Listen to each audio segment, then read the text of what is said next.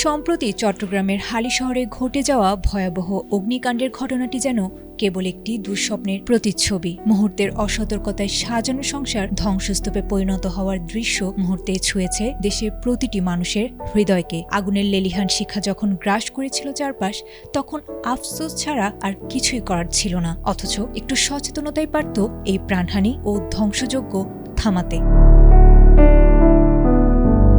বাসাবাড়িতে অগ্নিকাণ্ডের নেপথ্যে থাকা অন্যতম অদৃশ্য ঘাতক হল গ্যাস লিকেজ। ফায়ার সার্ভিস ও সিভিল ডিফেন্সের তথ্য মতে অধিকাংশ বড় দুর্ঘটনার মূলে থাকে রান্নার গ্যাসের অবহেলা। কিন্তু কিভাবে বুঝবেন আপনার অজান্তেই ঘরে বিপদ দানা বেঁধেছে?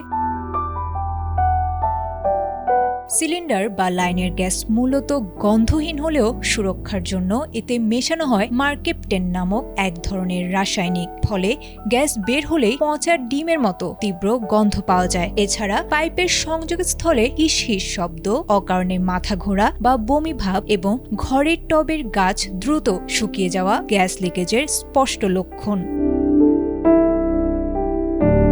গ্যাসের গন্ধ পেলে ভুলেও ম্যাচের কাঠি জ্বালাবেন না। বৈদ্যুতিক সুইচ, ফ্যান বা মোবাইল চার্জার ব্যবহার করবেন না, কারণ সামান্য স্পার্ক থেকেও ঘটতে পারে ভয়াবহ বিস্ফোরণ। দেশলাইয়ের বদলে সাবান পানির বুদবুদ দিয়ে লিক চেক করুন। দ্রুত জানালা দরজা খুলে দিন এবং মেইন ভালভ বন্ধ রাখুন।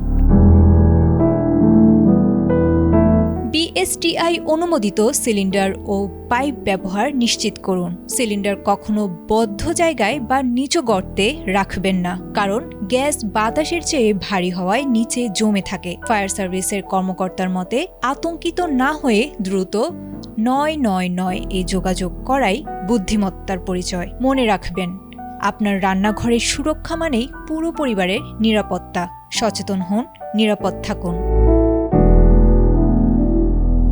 আয়েশা আক্তার, এটিএন বাংলা।